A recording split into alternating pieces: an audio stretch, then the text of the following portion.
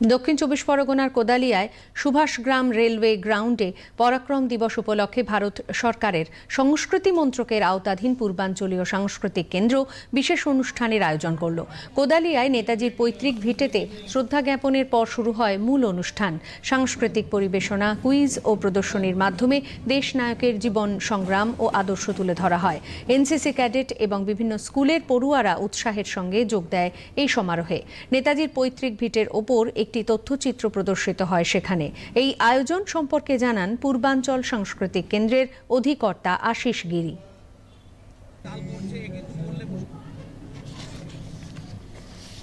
আমাদের ভারতের বীর সন্তান নেতাজি সুভাষচন্দ্র বসুর ১২৯তম জন্মদিন।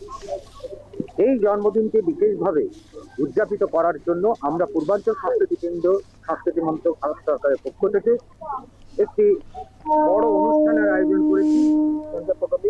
যে অনুষ্ঠানটি মূলত হচ্ছে কোদালিয়া, অর্থাৎ নেতাজি সুভাষচন্দ্র বসুর পৈতৃক নিবাসে।